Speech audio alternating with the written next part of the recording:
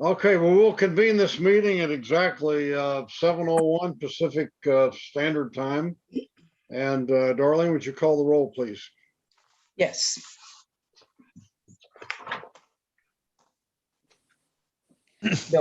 Belvedere. Benicia. Here. Concord.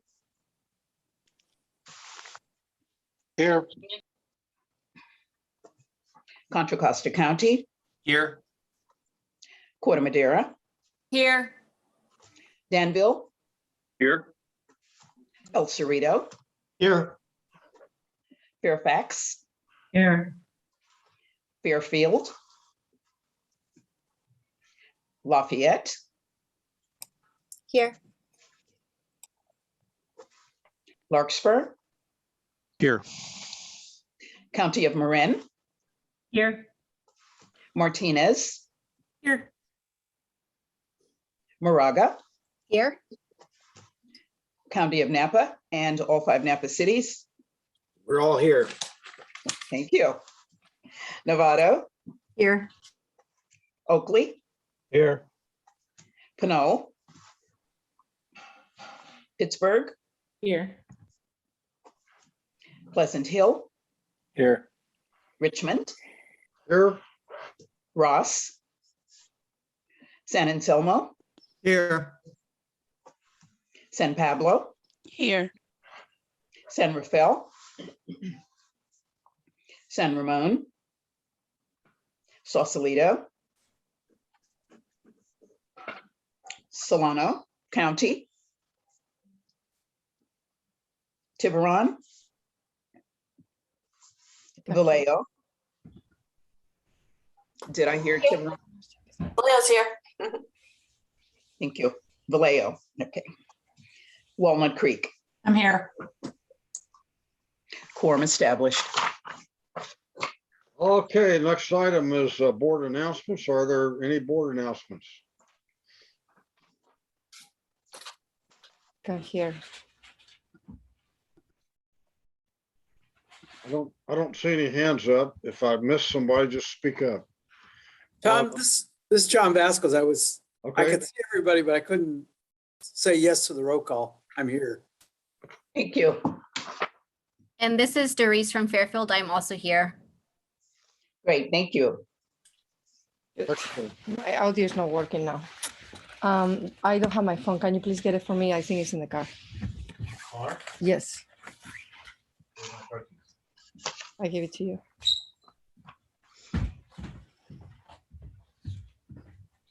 Okay, one thing, we were kind of talking about this before we started. I don't want to make a project of it tonight, but I think we must have spent an hour at BCDC today talking about what's going to happen when the emergency goes away. I think at the end of March for remote meetings, and the regulations that we have to revert to are just incredibly complicated and onerous. And one of the things we all agreed on is that all of the executive directors of regional boards and commissions ought to get together and try to come up with the best possible way of dealing with this. It may be that the legislature rescues us and provides a simpler, easier way of doing remote meetings, but if they don't, I got to tell you, it's going to be a nightmare. So this is one organization that ought to collaborate with other regional boards and commissions and try to come up with a way of making this work. Any other board member announcements? Okay, we'll move to our next item, which is public open time. This is an opportunity for the public to comment on anything that is either on our consent calendar or not on the agenda. Do we have any members of the public who'd like to speak at this time? I see no raised hands, Chair. Okay, thank you. Moving on to next. Item 4 is report from the Chief Executive Officer.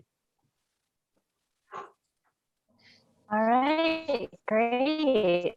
So first of all, I wanted to let you all know that the Pittsburgh Unified School District has approved the Dawn. installation of more than You're not 3 sounding- megawatts of Dawn, your audio, batteries that will be coupled really to bad. existing different sites using energy. Yes. Oh, Your audio is alrighty, very I'm gonna try faulty. doing that without the camera. We're having a Wi-Fi issue. Yeah. Okay. I will try dialing in. Is this any better? Yeah. Okay, Yes. it is better. Yeah. Okay, let's try that again. Feel free to stop me if it gets bad again. The Pittsburgh Unified School District has approved the installation of more than 3 megawatts of batteries using MCE's energy storage program and our GAP funds to get it completed. The batteries will be installed in 10 different sites and will be tied to solar power to provide great reliability during emergency outages and to help support a healthy grid in the evenings on a regular basis. Next, I wanted to let you all know that the technical committee met in the first week of February to approve MCE's largest battery storage project so far, located in Kern County, which will provide enough power for an estimated 52,000 homes each year. This is the Golden Fields Solar Project, which came out of our open season in 2021. And this project will generate 100 megawatts of solar energy with 75 megawatts of lithium ion battery. Press release just went out on this, I believe yesterday. Feel free to share it with your constituents and any other stakeholders you'd like to know about it. And then next, I wanted to let folks know that just last week, the CPUC approved PG&E's requested rate increase, along with a reduction. We were anticipating this change. A notice went out to you all on Friday, so feel free to reference that if you want to go back and look at the details. But as your board directed, MCE will implement a 1.7 cent per kilowatt hour rate increase to cover increased power supply costs on March 1st. And this cost increase will be entirely offset by a PCIA reduction of about 2.5 cents per kilowatt hour. So when taken with PG&E's very large 3.5 cent per kilowatt hour increase to its generation rates, MCE service should be about $13 a month less for the typical household, providing a total bill discount of 7% compared to PG&E. So that's what's happening with rates. Next, just a reminder that it's time again to get in your Form 700s. You received a notice about this recently, and if you've got any questions, feel free to reach out to us. And then last of all, on the CCA front, I just wanted to let folks know that the City Council of Atascadero voted unanimously in favor of joining the Central Coast Community Energy Program, also known as 3CE. And this makes Atascadero the last city in San Luis Obispo County to join the program. And that's it for my report. Happy to answer any questions. Dawn, would you send out to us whatever details you can about that Pittsburgh school project you described, and maybe how others could participate in such a program? Absolutely, yes. We're still taking new projects in this program, and would love to get more. So we'll send that out to the board, and feel free to reach out if you have questions or if you have sites to recommend. Okay, any other questions from board members? Are there any comments from the public?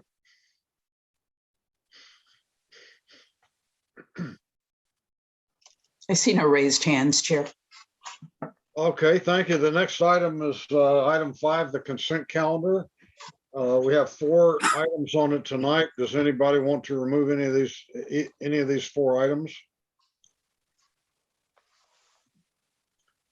I don't see any requests, so at this time, I would entertain a motion to approve the consent calendar.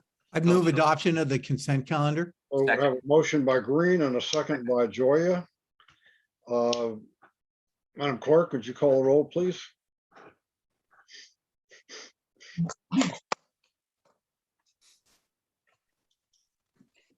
Belvedere. Benicia. Yes. Concord,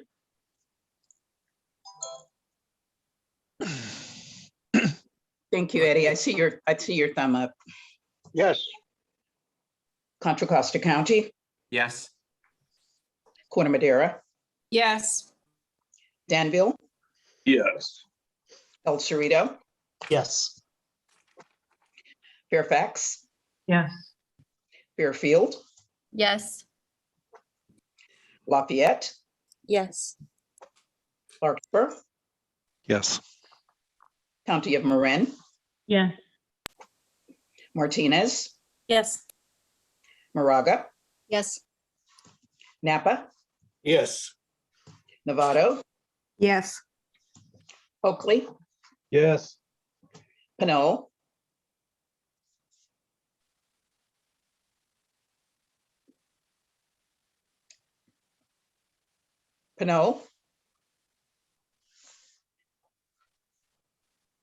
Pittsburgh,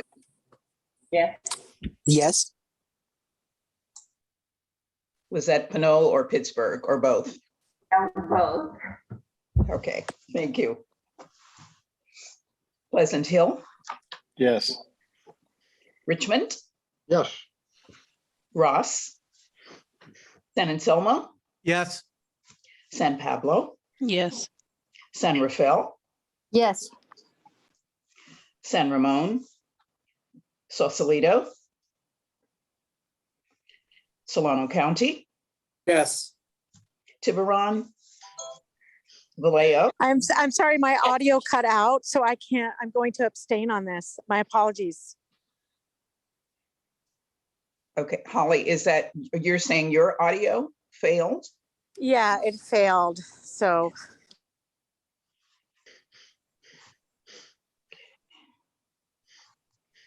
Vallejo, Yes. Walnut Creek, Yes. motion carries. Hi, Darlene. Did you get my vote? This is Director Murphy. I My did, audio also cut out. Thank you so I much. did, thank you. Okay, the next item is item 6, the McGlash Award. This is always exciting. Yeah, and Leanne is going to be our staff person representing, but I think we're going to hear from Supervisor Joya to start off, I believe. Is that right, Leanne? I'm going to be introducing Sebastian Kahn, who is on my team and will be facilitating this part of the award and doing the introductions to Director Joya. We've got a lot of people involved. Well, thanks, Dawn and Leanne, and good evening, board members. My name is Sebastian Kahn.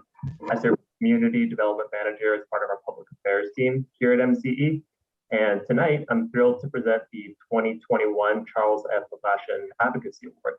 Next slide. Now, as many of you know, the Charles F. McGlashan Advocacy Award was established to recognize individuals and organizations who have demonstrated passion, dedication, and leadership on behalf of the MCE.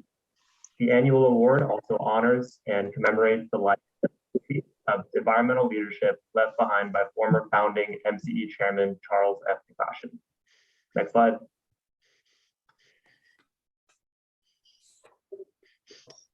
And with this year's award, we're thrilled to honor an organization that has been an instrumental partner in helping connect community members to MCE services and customer programs since 2018, Sustainable Contra Costa. Next slide, please. And to recognize Sustainable Contra Costa and present this year's award is Director John Joya. Director Joya. Thank you. I want to first start by acknowledging Supervisor McGlashan's leadership, because really this award is recognizes an individual or organization that really acts in the spirit of the way Charles McGlashan acted. I know some of you had a chance to work with him in those early years of establishing MCE, and then some of us got a chance to work with Charles more in regional government on other issues. And I can say there was one thing about Charles is he always was well prepared, a strong advocate, and knew how to work with other people and form coalitions. And so I just want to acknowledge his spirit. And I know we all miss him in this work and in this space. And this award is really it continues his legacy. So, and I'm really honored to help present this Outstanding Leadership Award to Sustainable Contra Costa. And those of us who live and work in Contra Costa know Sustainable Contra Costa well. They're a great team of their board, their executive director, Tina Newhasel, all their staff, all the volunteers, and many of us attend their annual event. They do a wonderful event in Contra Costa, empowering and recognizing environmental leadership and sustainability around the county. And they do a great job of lifting up sustainable efforts that are happening around our county. Tonight, we are recognizing them really as part of this effort of really working with MCE to advance MCE's mission and outreach and access to the community. So let me just say a few words about what Sustainable Contra Costa has done to earn this award. First of all, as I've said, they are really a dynamic group they're a community of residents and educators and innovators and organizations who basically work to make us more sustainable, more economically vibrant, and really, I think just as importantly, more socially just. They really fight for equity. Since they were formed in 2007, they've grown to be one of the broader nonprofits, broadest reaching nonprofits in Contra Costa. They provide tools and resources to help people take real positive action. And they've been a partner in helping connect community members to MCE services and programs since 2018. And last year, Sustainable Contra Costa's outreach efforts helped MCE launch our first youth engagement initiative and to continue to advance MCE programs and services.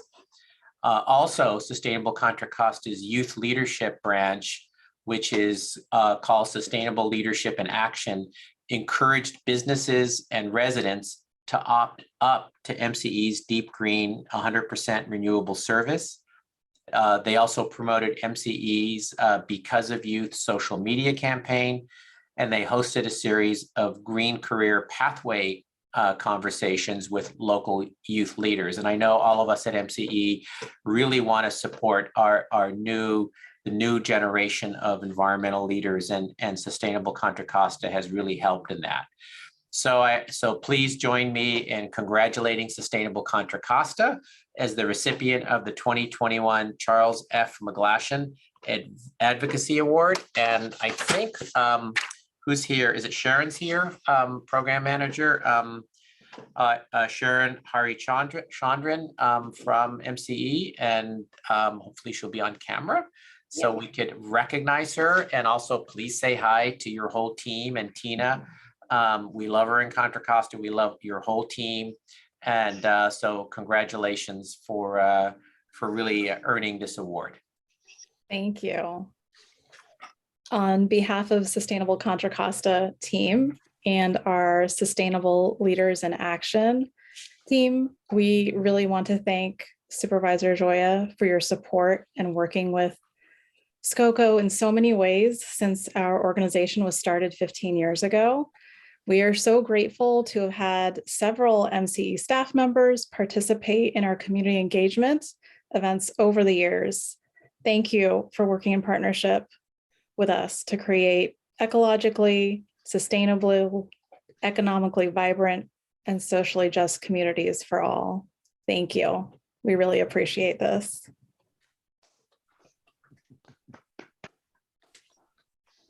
And we're looking forward to your Sustainable Contra Costa event being live again soon. We miss it. Thank you. We are too, for sure. Are there any follow-up questions or comments from board members? Well, I just want to, Director Quinto, you had your hand up, or Yeah, you just wait at me? Okay. Yeah, as El Cerrito, which is part of Contra Costa, and I'm on the Hazmat Commission along with my colleague from Concord, who's a member here.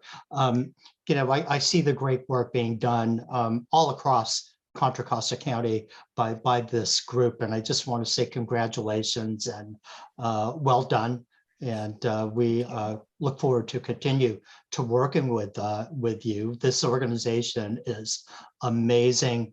And I know my hazmat commission, we work very closely with this group. So again, thank you for everything that you do. We work together, and we work with the county and cities. So great job.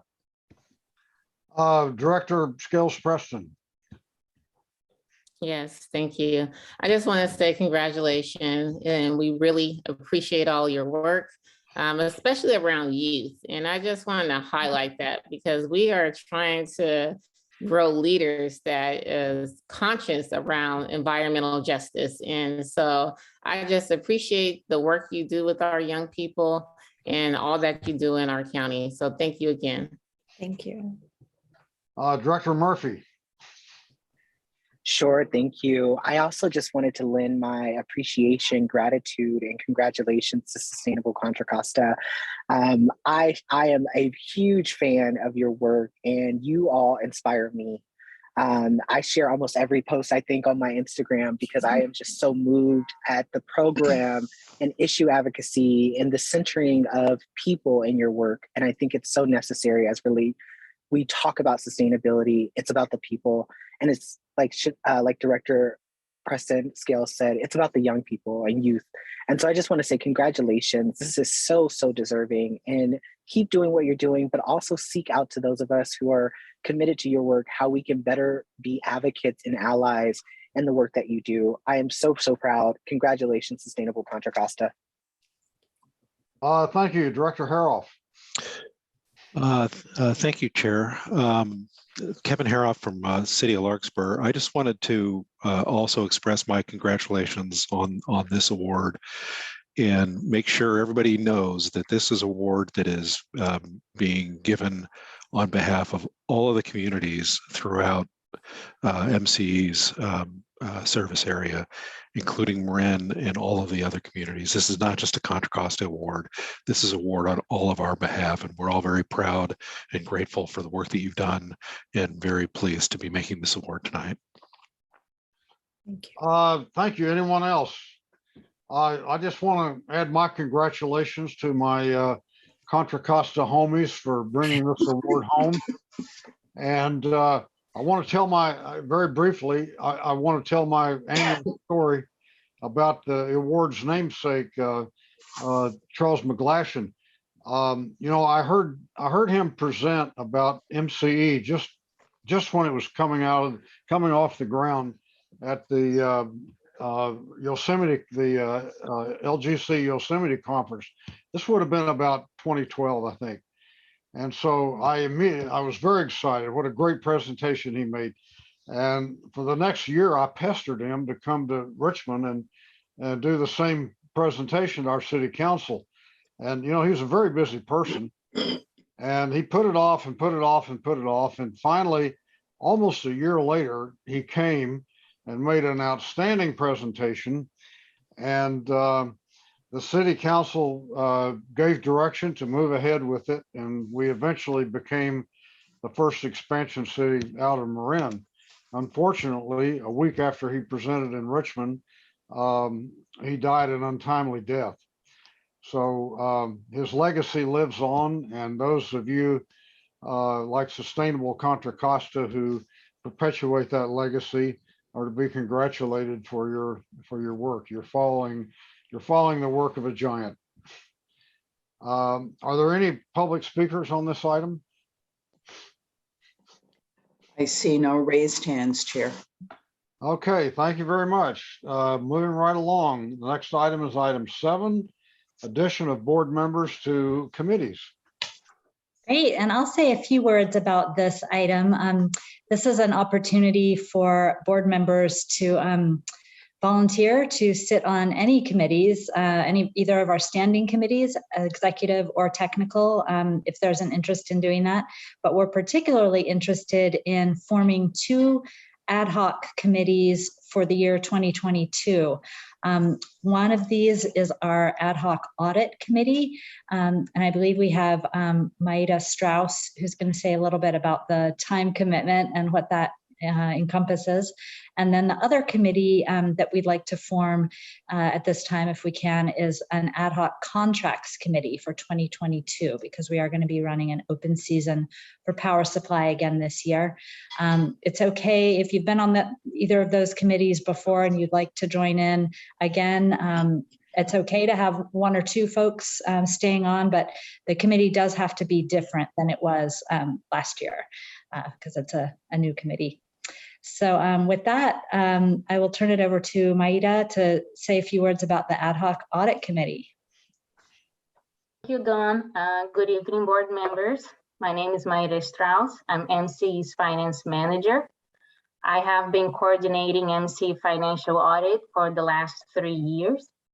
The MCE's financial audit is currently conducted by Baker Tilly, which is an external auditor's firm. The audit process includes a formation of the audit committee, as Dawn just mentioned, and that is done in advance of the annual audit cycle, which starts by July. The time commitment expected for members is about 4 hours a year, and it consists of an individual conference call with the auditors, the actual audit committee meeting, which lasts about 2 hours, and finally, the report to the full board by the audit committee representative, which is set by the audit committee members.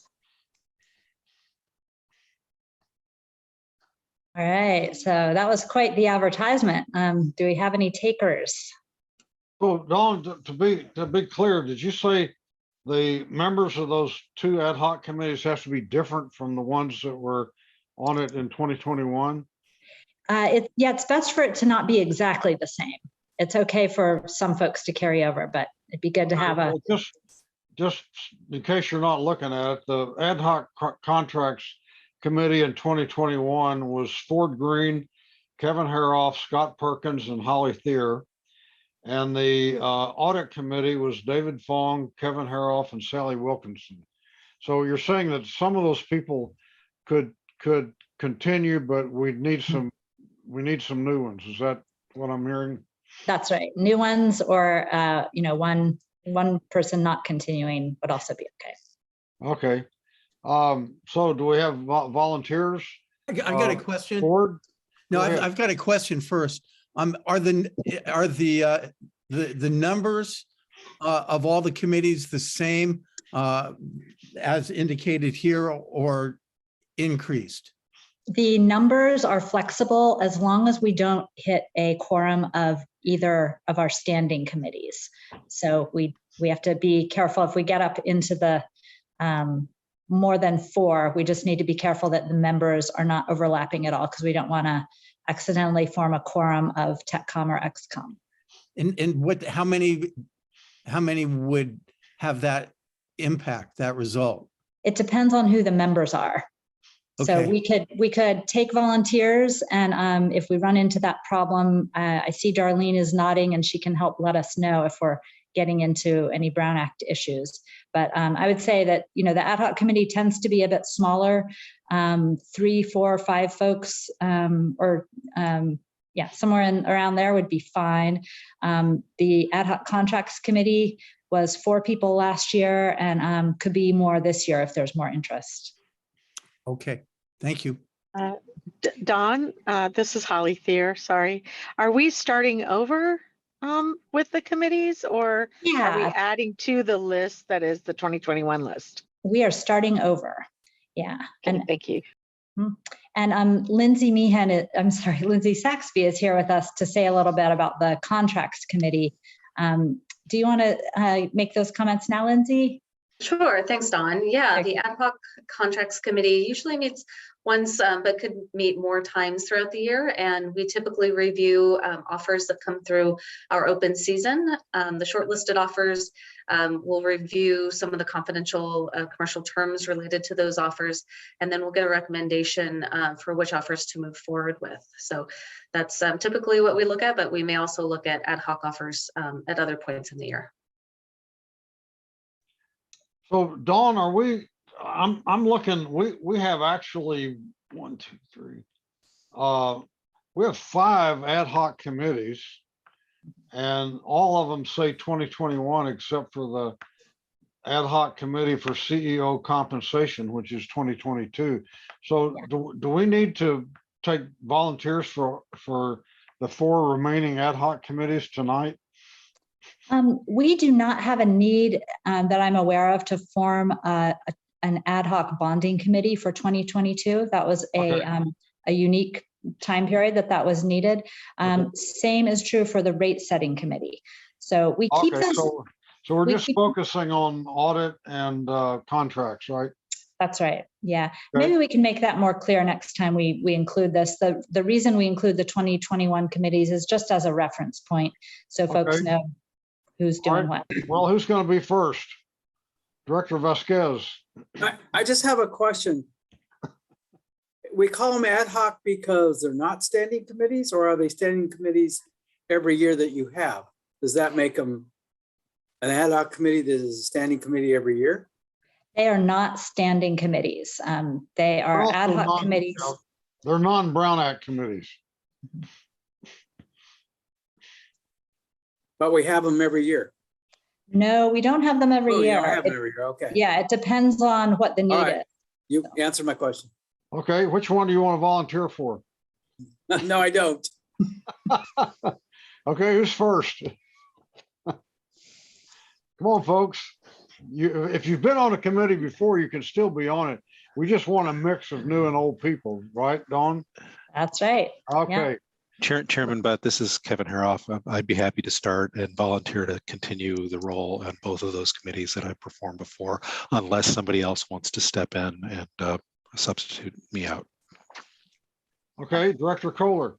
I would volunteer for the Contracts Committee. I was on it a few years ago. Okay. Director Green. Yes, I'd like to remain on the Contracts Committee. Okay. Director Panduro. I'd be interested in joining the Contracts Committee as well. Excellent. Anyone else? Yeah, I would like to do the Contracts Committee. Okay, that's Holly, right? I see Director Darling with a hand up. I'll do audits. Sounds like you need one more fresh meat for the audit committee. We do. Thank you. Okay, anyone else? Dawn, does that give you enough to work with for now? Oh, I see. I see. Director Rice. Yeah, I'll step up and serve on the most exciting committee. I'm sure it is the ad hoc audit committee as well. Good for you. Wonderful. Yeah, with that addition, I think we are all set, but happy to take more if anyone's interested. Okay, would somebody like to make a motion to accept these committee assignments? I'll make that motion. Wagon Connect. Second. Okay, I didn't see the motion. It was Barbara Kohler, Fairfax. Oh, Kohler, okay, and then Wagon Connect was the seconder, is that right? Okay. All right, let's have a roll call vote.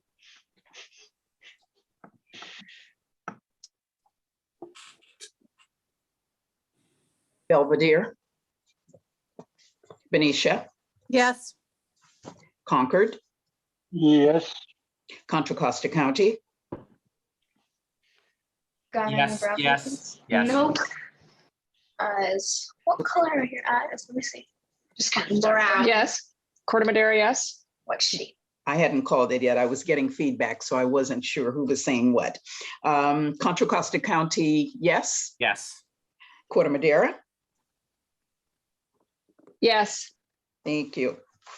Danville. Yes. El Cerrito. Yes. Fairfax. Yes. Fairfield. Yes. Lafayette. Yes. Larkspur. Yes. County of Marin. Yes. Martinez, Yes. Moraga, Yes. Napa County, Yes. Novato, Yes. Oakley, Yes. Pinole, Yes. Pittsburgh, Yes. Pleasant Hill, Yes. Richmond, Yes.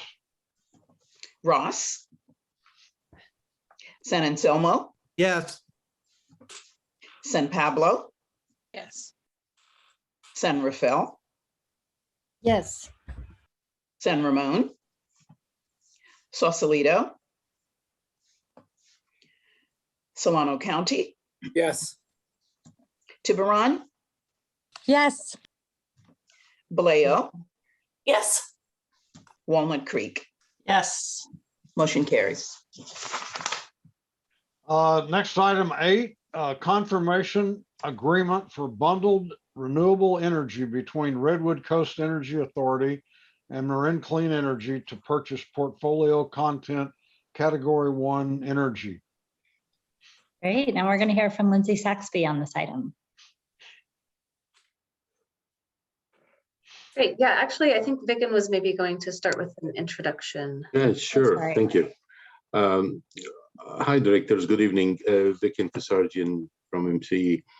So for this contract, as there were some questions in the last meeting from Director Ford about the redacted contracts that we had shared, and we had an opportunity to reach out to Director Green and to Director Perkins to share with them the unredacted contracts. And we had 2 individual meetings because our schedules didn't match. Director Perkins, as you know, he's unable to attend today, but I believe Director Ford and Director Perkins connected, and Director Green will provide his opinion, his input to the board as to our discussions. So I'll just leave it at that. And Director Green, you want to pick it up? Sure. So, and just for clarity's sake, Director Ford and Director Green, they're the same person, and that would be me. It happens frequently. First point I want to make is that I really appreciate the opportunity to look behind the redactions, and I understand the reasoning why we have them. We need them for trade confidentiality. We need them so that PG&E's 288 plus lawyers who are assigned to deal with CCAs don't get to jump on us. But what's most important is that without that opportunity, us directors are deprived of our oversight and supervisorial responsibilities. So I really appreciate the opportunity to, as I say, look behind the redactions. And so the Redwood Coast Energy Authority, who is the counterparty in this, is having a tough time. And so the thrust of this particular agreement, one, is to assist the Redwood Coast Energy Authority, and also to assist MCE in being able to obtain energy at a very competitive price. Also built into the agreement are sufficient conditions so that if it looks like Redwood is going to have a hard time performing, there's the opportunity for MCE to be able to get out, have the money returned and then some. So I was satisfied that this is a good deal for MCE. I had the opportunity of talking with Director Scott Perkins this morning by phone in order to double check with him as to what his views were, and he concurred with mine. So I wholeheartedly support this particular item. And I'm happy to answer any questions that anybody might have, or at least attempt to. Thank you for taking the time to look into that and sharing your views with us. Are there any questions for either staff or for Director Green? I don't see any. Director Kelman has a hand up. Yep. I'm sorry, who? Director Kelman. Okay, go ahead. Thank you all. My apologies. That was only to be added as a panelist, so I'm sorry to disrupt the conversation. And apologies for the late arrival. No worries. Oh, okay. So are there any questions or comments on this item? We're going to have to go to public comment, but are we ready to vote on that after that? Yeah, and it looks like Director Thier has her hand up. Okay. I see Director Thier. You have a hand up? I guess not. Sorry. I was having trouble unmuting. I had a question about the last item. So why don't you go ahead with the vote and then I'll ask the last item question next. Okay? I don't want to interrupt this item. Okay. Are there any public comments on this item? There are no raised hands, Chair. Okay. Is there a motion? Yes, I'll make the motion. Okay. And motion by Green, a second. I'll second. Okay, second by Quinto. Roll call, please.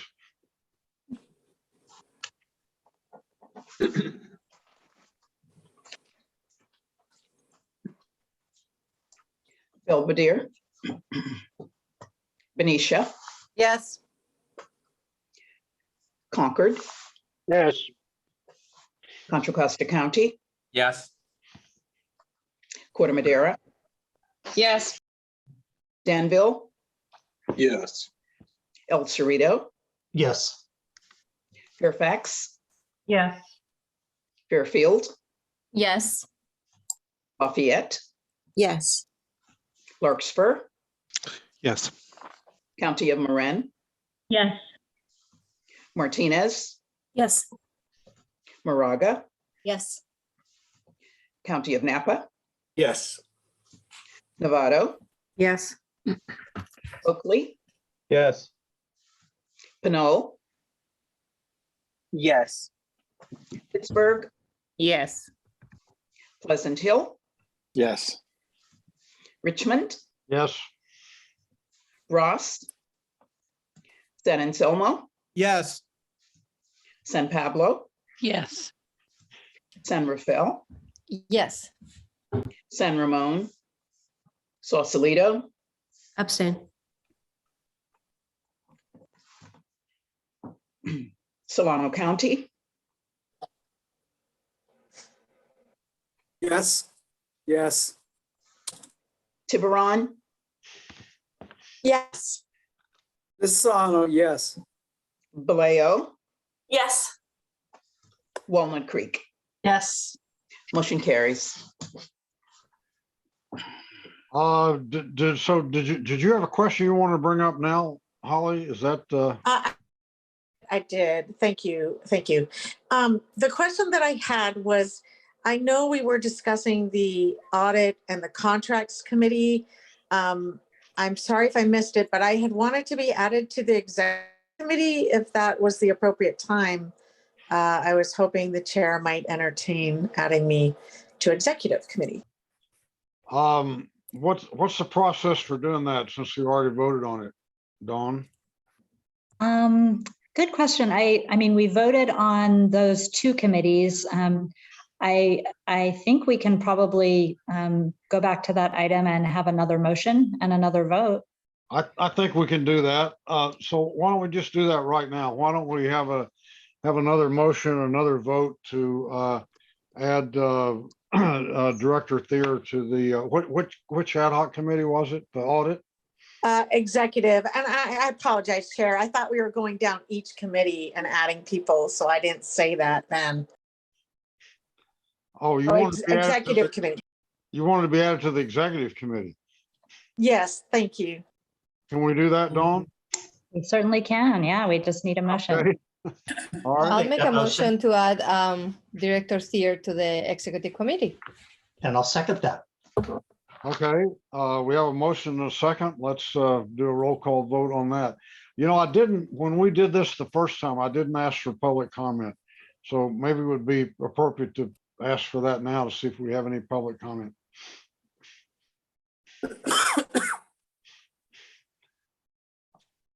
Yeah, you're muted, Darlene, but you're probably. Sorry about that. No hands. Okay.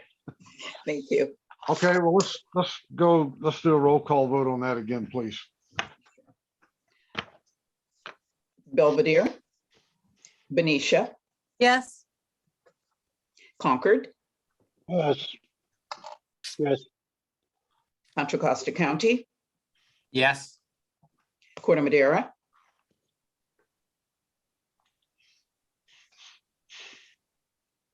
Corte Madera. Yes. Danville. Yes. El Cerrito. Yes. Fairfax. Yes. Fairfield. Yes. Lafayette. Yes. Larkspur. Yes. County of Marin. Yes.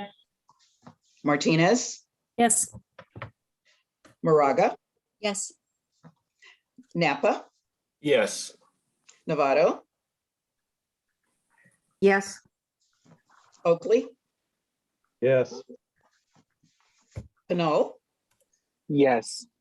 Pittsburgh. Yes. Pleasant Hill. Yes. Richmond. Yes. Ross.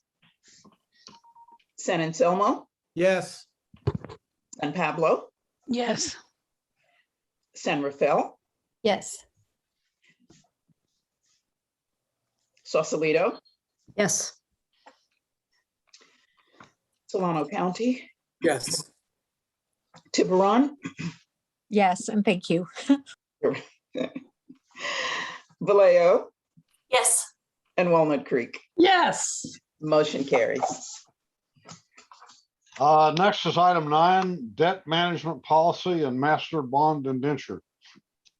All right, and we're going to hear from Garth Salisbury, Director of Finance. Thank you, Dawn. Good evening, members of the board and MCE staff. So this item we're going to discuss tonight and put up for a vote is the next step in our journey to potentially issuing tax exempt bonds. And so the two things we're going to talk about tonight and consider are a debt management policy and a master bond indenture. So next slide. So why are we doing this, and kind of where have we come from, and why are we here? So the idea is that we want to be able to use all the available tools to reach our goals of 85% renewable energy and 95% GHG free by 2030. So so far, MCE has entered into literally hundreds of power purchase agreements and energy contracts, but they were just that. They were contracts to purchase energy, and embedded in those contracts oftentimes are there's taxes for those taxable entities, there's return on equity, and so on.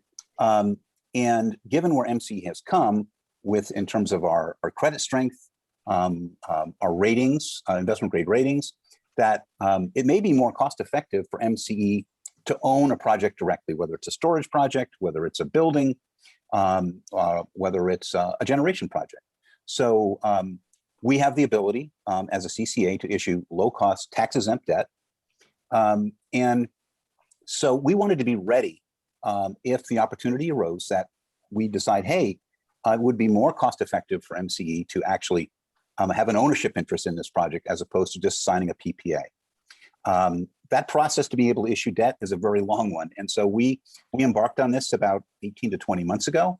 And this is the next step in that journey, in which is to, next slide, which is to adopt a debt policy and also a form of a master bond indenture. So I put this timeline up here, and it may be difficult to see, but it was in your packet as well. really sort of outlining the time frame and the steps we've taken. There have been, speaking of ad hoc committees, there's been 2 ad hoc bonding committees, one in 2020 and one in 2021. That committee met 5 times to consider the and make extensive comments on the debt management policy, and as well on the bond indenture. We hired a financial advisor and also a bond counsel during this process as well to help us with this process. And so now we're at the point where if the board decides to adopt the bond indenture and the debt policy, and MCE were to identify a project where we did want to have an ownership interest, we'd be about, I don't know, only about 2 months away from being able to actually issue debt because we've taken all these preliminary steps. Okay, next slide. So the first I'm going to talk briefly about the debt management policy, and this was in your packet. Next slide. The debt management policy is actually a requirement under SB 1029 per statute. We must have and adopt a debt management policy before we issue debt. And our policy, which again, I hope you've had a chance to review, it must have in it the purpose for debt and the use of the proceeds, the types of debt that we could issue at MCE, and the relationship of this debt and integration of our capital improvement program, how it makes sense for us to issue debt as opposed to doing PPAs, for example. And very specifically, there are policy goals in there around our planning and objectives about our rates and revenues and so on to be able to service the debt. Next slide. The policy establishes basic parameters and principles, and it promotes objectivity kind of going forward in the decision-making process. This is a living document and it can be changed, but the idea is to establish some basic parameters around how and when we would issue debt, and make a decision between, hey, should we put some equity into this project and only have 80% debt, or should be at 100% debt, so on. So these things are in consideration in the policy. Importantly, it provides transparency to stakeholders, and it demonstrates that MC has sound financial management. We've got a policy in place, and we're presumably going to act within that policy. Next slide. So importantly, it outlines certain targets, in particular, these covenants that are so important when you issue bonds: a debt service coverage ratio, a rate covenant, and additional bonds tests. And as mentioned, this is a living document that can be updated and changed over time as MCE changes and grows. Next slide. The next document under consideration tonight is the master bond indenture. And again, I want to emphasize this is a form of indenture. Most of it is done, but there are some very important aspects of it that aren't finished. So if the board decides to act tonight on this bond indenture, we would be back to fill in some of those important covenants and so on. And I'll tell you why we're doing it this way in a sec. Next slide. So the master bond indenture is the legal document that establishes the terms under which MCE may borrow money and issue bonds. Okay, we must have a bond indenture to issue debt.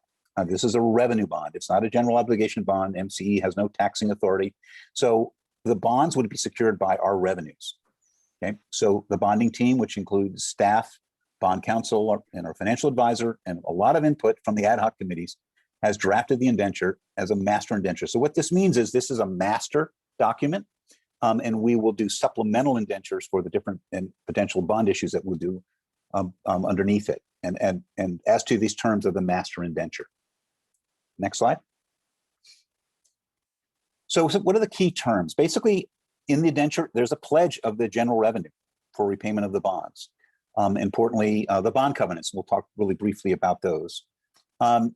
But we were really careful to build in some future flexibility because, in some respects, by issuing debt, a number of aspects of MCE's finances will be dictated by certain terms in the bond indenture. So we wanted to build in flexibility.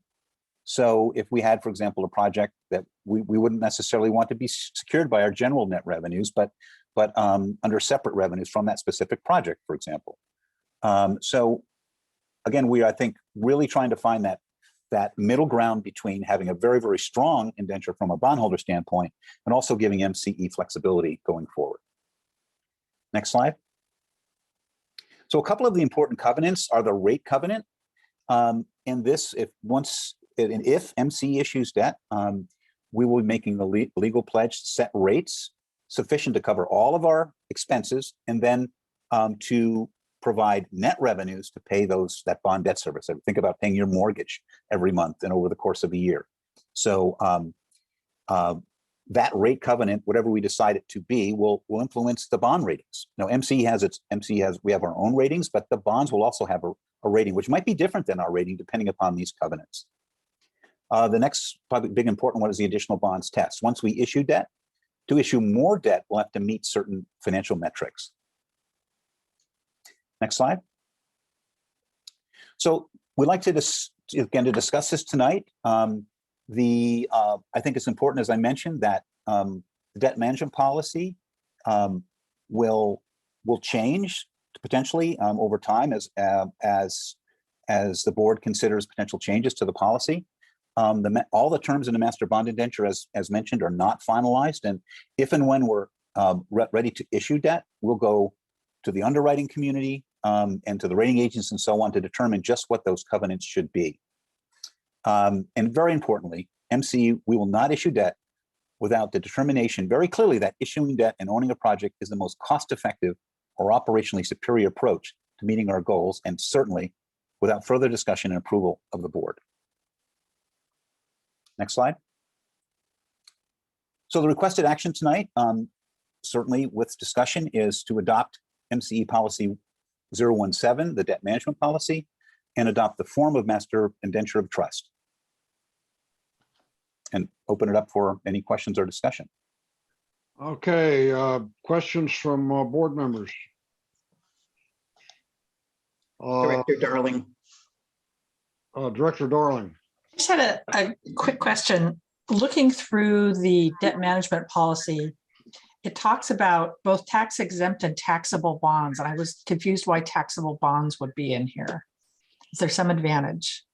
Yeah, it depends on a couple of things. One might be that we, MCE, might not be able to be involved early on in a renewable project because there are other tax advantages that preclude us from issuing tax-exempt debt to also finance it. That's one. But I think probably the more likely situation, Director Darling, is that there has been some legislation, and it was some legislation passed a while that has now expired, but also potentially legislation again that which are called direct subsidy bonds, which are taxable bonds that then the federal government pays MCE a subsidy to make it look more like a tax-exempt bond. So that could be very advantageous to us and could actually be less expensive than a tax-exempt bond. So that's why we referenced taxable bonds in there. If you decided to do a taxable bond, you'd still have to meet that test that it's the most cost-effective way to do. Yes, yes, absolutely. Yes. Okay, thanks. Other questions from directors? I don't see any. If I miss you, just speak up. Not seeing any. Let's go to members of the public. Do we have any members of the public who would like to speak on this item? There are no raised hands, Chair. Just one comment, Director, but I just want to thank the board for having tremendous amount of patience to work with Garth and me. Garth did very heavy lifting for MCE in introducing to you really high profile tools in our tool belt for the strength of MCE, from $650 million prepay all the way to the subject matter that we're looking at it today. I can almost with certainty assure you that these were the big boulders, the big financial tools that we wanted to bring to the board and get approval to strengthen MCE moving forward. So I just wanted to thank you for your patience with us, but I can almost guarantee you that you will not see these types of big ticket items moving forward repeatedly. But again, thank you. Other questions or comments from board members? And there was no public comment, right? That's correct. Okay, is there a motion to approve? Move to approve it. Okay, motion by Darling. Wagon Connect would second it. Okay, second by Wagon Connect. Let's call the roll, please. Belvedere. Benicia. Yes. Concord. Yes. Contra Costa County. Yes. Corte Madera. Yes. Danville. Yes. El Cerrito. Yes. Fairfax. Yes. Fairfield. Yes. Lafayette. Yes. Larkspur. Yes. County of Marin. Yes. Martinez. Yes. Moraga. Yes. Napa County. Yes. Novato. Yes. Oakley. Yes. Pinole. Yes. Pittsburgh. Yes. Pleasant Hill. Yes. Richmond. Yes. Ross. San Anselmo. Yes. San Pablo. Yes. San Rafael. Yes. Sausalito. Yes. Solano County. Yes. Tiburon. Yes. Vallejo. Yes. Walnut Creek. Yes. Motion carries. Okay, item 10 is customer programs update. This is a discussion item only, not an action item.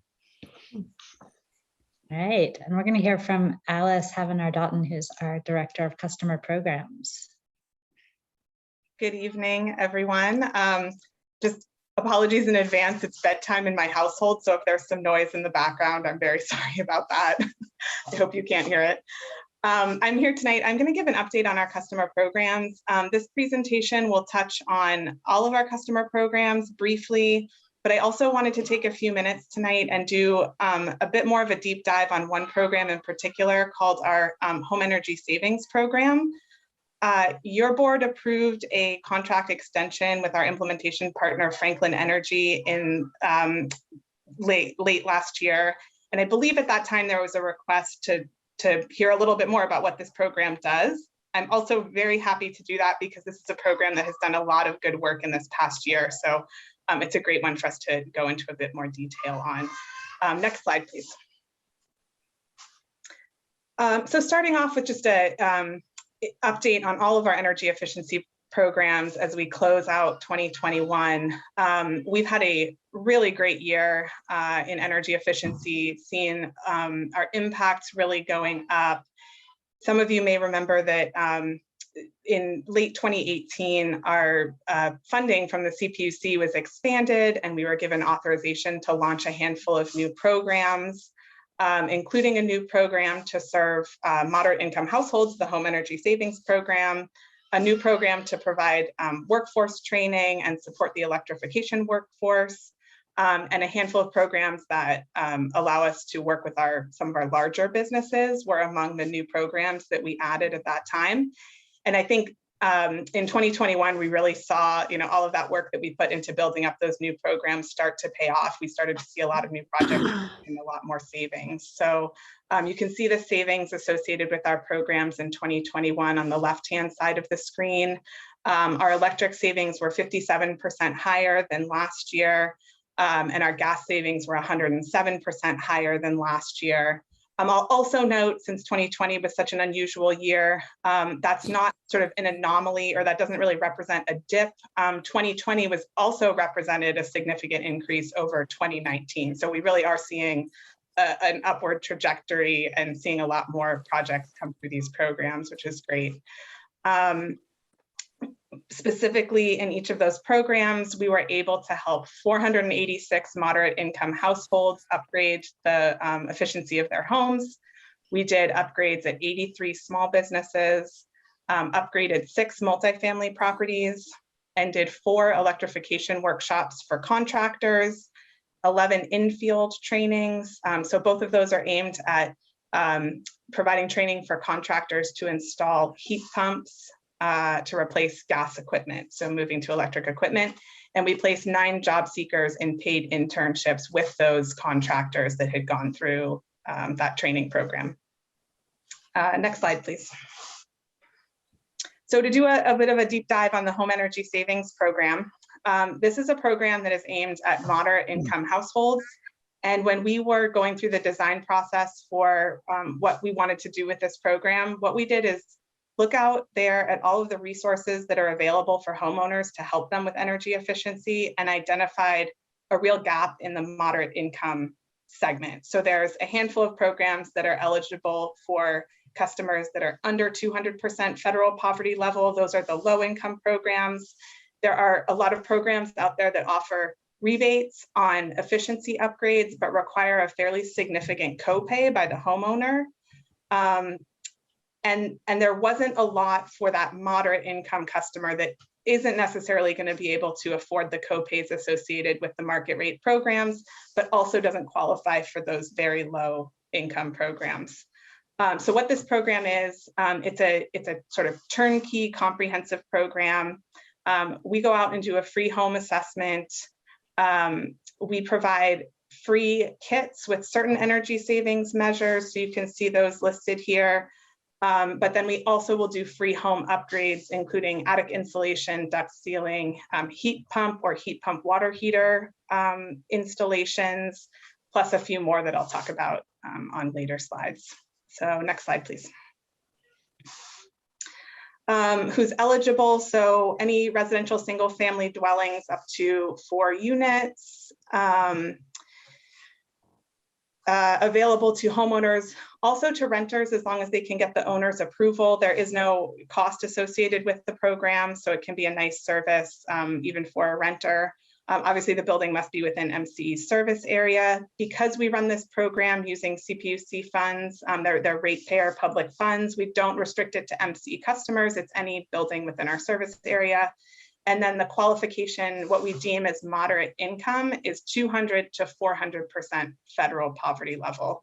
So just for a sense, if you're not familiar with those numbers, 200% federal poverty level, when you align that with area median income that we see across our 4 counties, can line up anywhere between 30 to 60% of area median income. So it's relatively low, which is why we saw this need that really those low income programs were not covering the full need associated with this, with our homes. Next slide, please. So just a little bit more about how the process works. So Franklin Energy is our primary implementation partner. They work with a company called ENSO, who provides the folks who actually go out and do the upgrades. Customers can contact us online, by phone, or in person. The in-person, we do a lot of friends and family and kind of neighborhood referrals through this program. We've found that to be one of the most effective ways to spread the word about what we're offering. It kind of comes with a bit more trust and believability when you hear about it from your neighbor who had a successful experience with the program. I think anytime you're sort of giving something away for free, you know, folks that rightfully can be skeptical about what's going on. So we find sort of that neighborhood approach and friends and family referrals really effective. The customer is contacted to do either a virtual or in-home assessment. We had originally designed this program as an in-home assessment only, and launching it at the beginning of 2020, we obviously had to make a lot of changes. One of those was allowing virtual assessments. You'll see this on the next slide. In 2022, we're hoping to transition fully to in-home assessments because there's some added value of being in the home there. The assessments determines the eligibility for certain home upgrade measures. ENSO installs those measures, so either the kit measures or any eligible free home upgrades. And then we do quality control visits for a select number of those homes. But really, this is designed to be very sort of low burden for the homeowner. We take care of, you know, really everything for them. They don't need to find their own contractor. We set up the whole process from the beginning to the end. Next slide, please. So here are some examples of some of the measures that we install through the program. One thing that we've done with this program is that some of these measures had fallen off the measure list for statewide energy efficiency programs because of cost effectiveness requirements. MCE has been advocating for several years now to create some relief on those cost effectiveness requirements, especially for equity programs. And so this was an example of us kind of leading the way. We did this in our program when we launched it a couple years ago, and recently we sort of officially got that relief from the CPUC, and this program is now deemed an equity program that is exempt from the cost effectiveness rules. So it'll allow us to do even more, bringing back these measures that are really important and really improve the performance of this home, but had sort of been dropped off that list of eligible measures just because they're installing them in homes can be more costly. Next slide, please. So to summarize more of what this program was able to achieve in 2021, again, we served 486 homes. Of that, 453 received those energy saving kits. We did 375 virtual assessments. 285 homes received those more comprehensive home upgrades like the insulation or air sealing or even heat pump installations. We exceeded our electric savings goals by 218% and achieved 48% of the gas saving goal. I want to say one thing about that, because the reason why we had so many more electric savings than we forecasted and fewer gas savings is because of the need that we are seeing in the homes. A lot of the gas savings is coming from the water saving measures in the energy savings kits. And when we planned the program, we thought, okay, we're going to do assessments. We're going to give out these kits.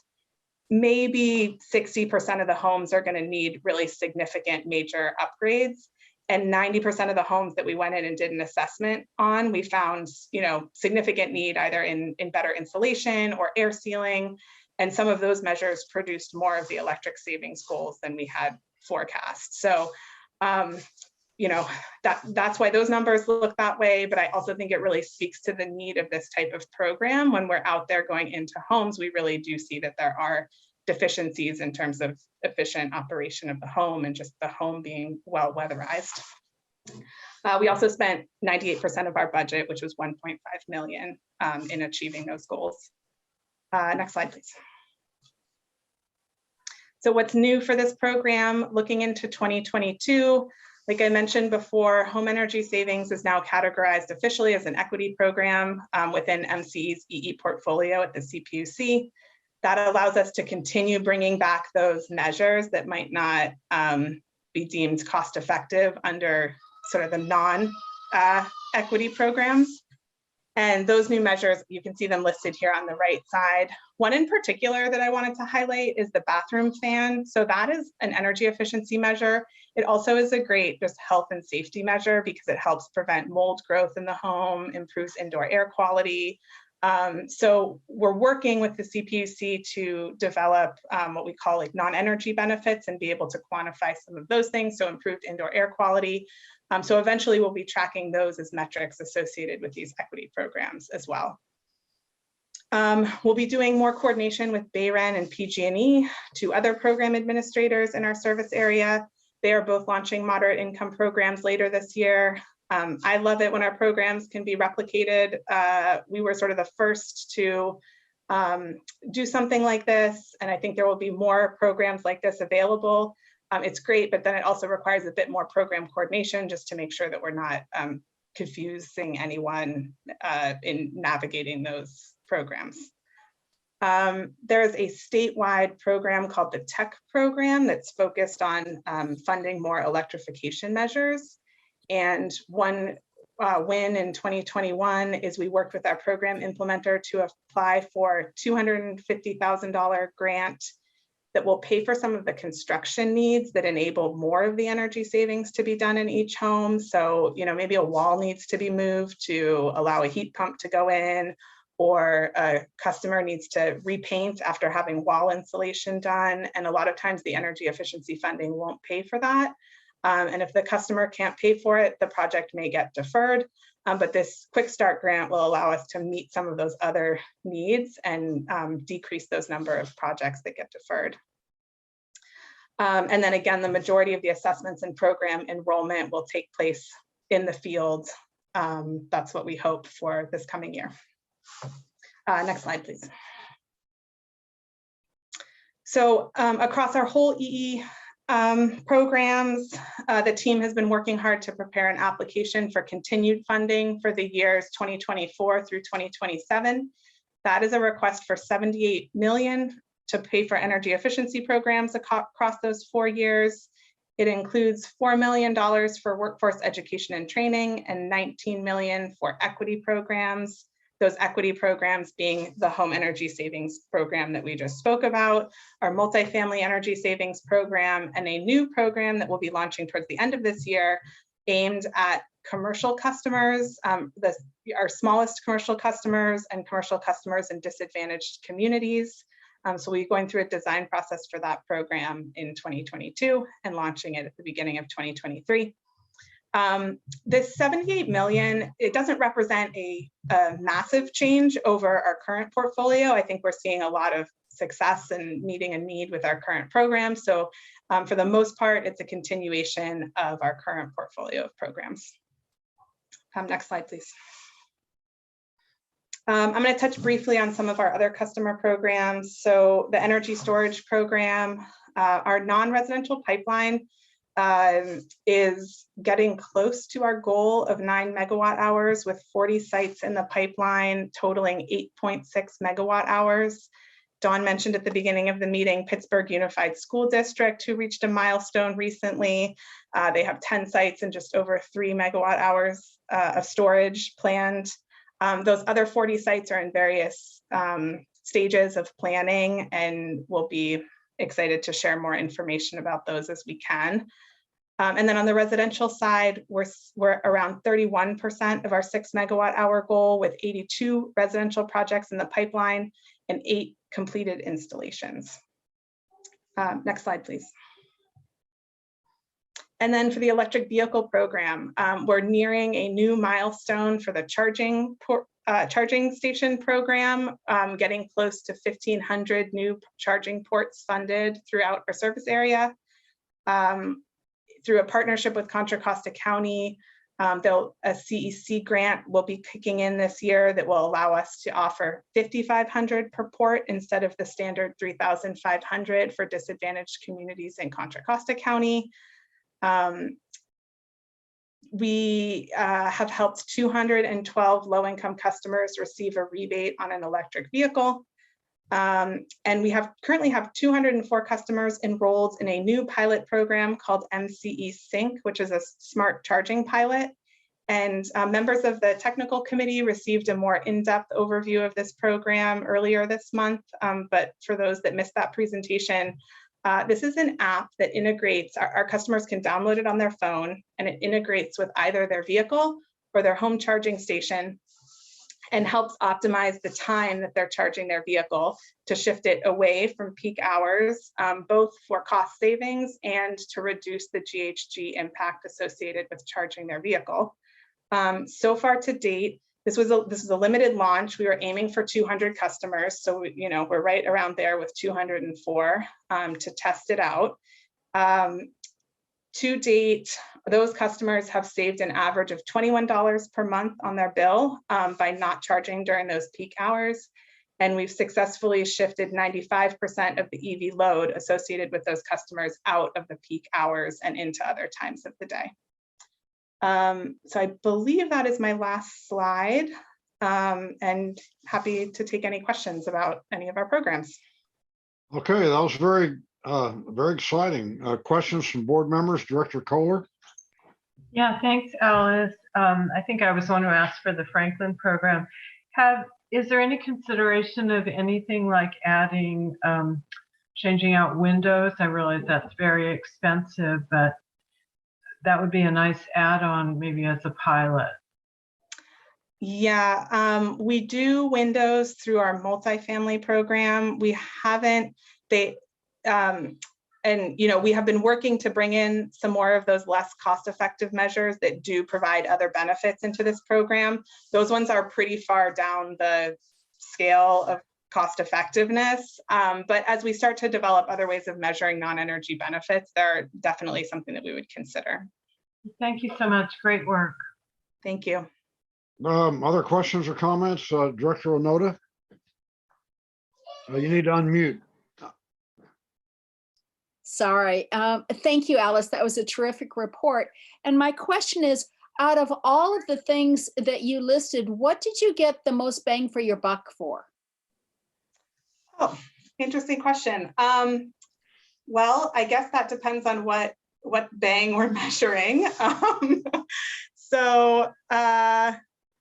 Yeah, it's sort of like comparing apples to oranges to look across them because they all have different goals. I think I could call out a few programs where I really feel like it was an efficient use of money and we got the results we were looking for. So one I would say is the home energy savings program. I think we planned it out. The need was there. It was more than we were anticipating, and it was a very effective way of delivering those services. Our small business program also exceeded its goals and came in slightly under budget this year. So I think that was another good program to look at. The electric vehicle program also has just been consistently hitting its goals, getting the projects out there. And it's pretty early days still with the MCE sync pilot, but it's looking really promising. So I think those were some of the highlights of this last year. Director Quinto.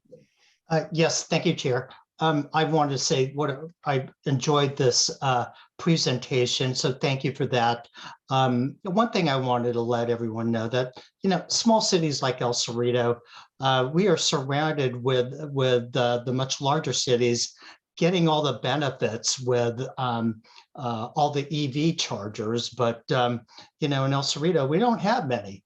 So I just wanted to, let the fellow board members know we would like to get some of that as well, because in these challenged cities, they come to our cities to shop, and it would be great to get some of that infrastructure, and also at our BART stations, and to see small towns that are having difficulty in purchasing this.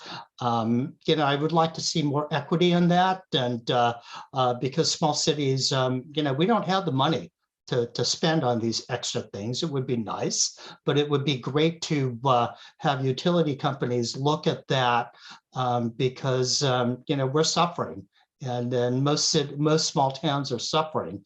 And I just wanted to let our fellow board members here know that it's great to see that in the big cities, but let's bring that to the small towns as well, like El Cerrito. Thank you. Director Wagon Connect. Thank you. I love these programs, and it's so good that we have measurables and that you're moving after those and achieving a lot of those. What do we know about how are we working? You mentioned BayREN and PG&E, and how do we work and do the layering that we need to do the layering to make these work in small cities and large cities? How we do that? How are we doing with that? Yeah, we're doing pretty well. We have a great working relationship with BayREN. Our staff at all levels connects regularly with their team, and there's different ways that our programs interact. On the multifamily side, our programs are really integrated. We actually share a program implementer, and we have very effective referral trees. So properties come in and we can send them to BayREN or send them through our program, depending on what's a better fit for them. In other places, we just coordinate to make sure that we're kind of filling different gaps. The moderate income area, homeowner area, is one where I think the need is so great. it's great. We'll do our program, and then Bayrens will come in, and you know, there's no shortage of work to be done there. So that coordination is going really well. Also, our coordination with PG&E has been pretty good. We have regular coordination meetings with them. Their programs team is great to work with, and they've been accommodating when we need to kind of carve out. There have been places where our programs are similar or where it is slightly confusing, and they have been generally willing to kind of let us take the lead in our own service area. So that's great. So I think all in all, it's going really well. Good, good. Other questions or comments? You know, I hate to make it sound like I'm trying to make work for you all, but something that would be helpful for me is taking those gross statistics and maybe trying to break them down for each city and MCE, because you know we like to go back to our own city councils and say, this is what MCE has done in my city. And maybe that's just too much work, but it's something to think about. And you know, and then to share those statistics with us, and then we can share them with our respective councils or boards of supervisors.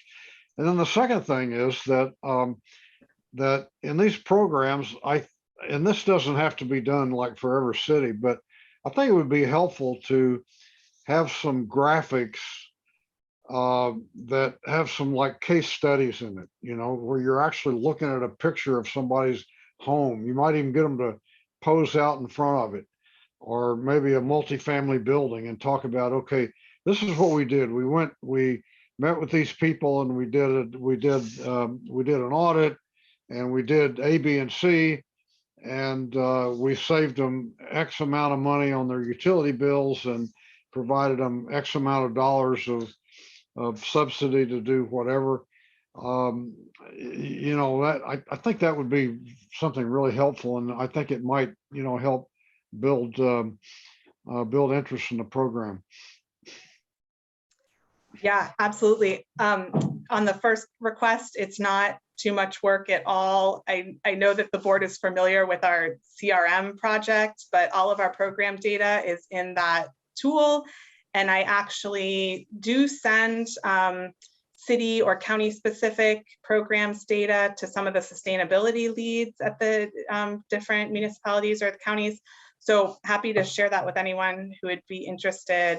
And yes, love the suggestion on the video. We do have one video that was produced recently about our strategic energy management program, which is a program for larger businesses, which is, I believe, can be found on our website. But that's a fun one. Like I get a lot. It's fun just to kind of see how our programs have been able to help that business. So yeah, I would love to do more videos like that, but would encourage folks to look for that and watch it if you're interested. The more you can share, the better, and make it easy for us so we don't have to go hunt it down on the website. But that's great stuff. I just want to try to find a way to get more of it out in our community. Director Hoadley. Hi, Director Budd. I really appreciate your comment about wanting to have more information that is city specific and county specific. In your inboxes today, you've received one of the first reports, city specific reports that my team has put together, where we've tried to just focus in on our community activity work as well as our program work specific to your city. There are some proprietary information limitations we have for some of the program information, but we will continue to work on bringing this together so you have those bullet points and you have the updates that are relative to your constituents. And we appreciate any comments from those emails that you received today. I'm sorry, I called you director. I didn't mean to demean you. You promoted me. I appreciate that. Okay. Director Thier. Yes, I just wanted to thank you. That's an excellent program. And I just wanted to say thank you for the presentation. Okay, Director Murphy. Yes, thank you, Mr. Chair. Definitely wanted to reiterate your comments and wanted to circle back and thank Don and Leanne. I think earlier this year, actually last year, we are moving way too quickly. At some point last year, we had a meeting just specifically about City of Pinole. And I think many of us as representatives to our towns are very familiar with the need of just going back and making sure we report back. So I just wanted to thank Don and Leanne for you all's work in getting that report back to us as a City of Pinole. And also wonderful, wonderful presentation. Thank you so much. This is excellent and it makes me feel so proud to be a part of this board. So again, looking forward to the new year and looking forward to more. If there are anything, any items that we can do to, again, bring some of this information back. I know it was a pretty long presentation, but synthesizing some of it would be fantastic. And I would be happy to circle back into our community in Pinole and make sure folks know about the great work we're doing. So thanks again, kudos, and looking forward to more. Director of Skills, Preston. Yes, thank you. And thank you for the wonderful presentation, Alice. Of course, I'm just excited because Pittsburgh's on there. So I just have to rep my city. And so as a graduate from Pittsburgh schools, and so I look forward to going back to council meeting on Monday to let everyone know about the 10 sites. And so thank you, MCE, for all your work with working with our school district. Truly appreciate that. And then just all of the energy saving kits and home upgrade measures, you know, those things might seem small, but they make a huge difference. And we know that, you know, a lot of families need that support. And so just thank you for all that you're doing. Great work. Okay, anyone else? If I could just make one comment, I really liked the comment that Director Quinto made about different sized communities. And I just wanted to make sure all board members know that these programs are not directed at any one community. And it's the communities that bring us site ideas are the ones that are going to see the sites happening. You know, let us know if there's a building that you think would be a good fit, a school district, a lot that would benefit from an EV installation. Our EV program allows for a very small number of EV charging units in a location which is different from PG&E's EV charging program, where you have to have 10 sites. So our programs can scale easily to big and small communities. So please reach out, and if you have places that you think would be a good fit for a battery installation or an energy efficiency audit or any of the things that Alice presented, we'd love to know about it and bring the programs to your community. Director Joya. Yeah, I was just going to add, I think, and what may make some sense is maybe MCE can help work to, you know, combine programs. The Bay Area Quality Management District regularly has grant programs for installation of EV chargers, and their program is, you know, is population blind. It's really about any city can apply. It doesn't favor one over another. It's all about location. So maybe Dawn, MCE can work, you know, to help figure out how to have a city take advantage of both those grant programs at the same time to leverage more dollars. That, you know, so whatever city can access the grants from the Air District and from MCE. The issue that I have heard, right, is these programs generally only pay for the installation of the charger, not necessarily sometimes the conduit infrastructure that's needed to get the electricity. At least that's the case with the Air District's plan. So figuring out how to help in that regard and layer some funding or help on top of that is an issue. Anyone else? You know, there was an article in our paper this week about our friends in ultra sustainable Berkeley complaining that Richmond had more EV chargers than Berkeley, and they didn't understand how something like that could happen. So That's because your city staff has done a great job going out, getting grants and funding it, and they've done a good job. You have more than any other city in Contra Costa. I know that. Okay, anyone else on this item? Are there any members of the public want to speak on this? There are no members of the public, Chair. Okay, well, that brings us to our last item, board matters and staff matters. Does anybody have anything for the good of the order?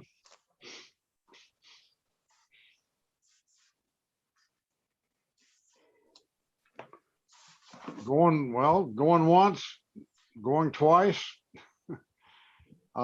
going 3 times. I think that winds us up. Dawn, do you have anything else before we adjourn? No, that's it. Thank you so much. Okay, well, thank you, everyone. Thank you. Good night. Thank you. Good night. Good night, everybody. Good night. Good night. Good night. Have a good evening.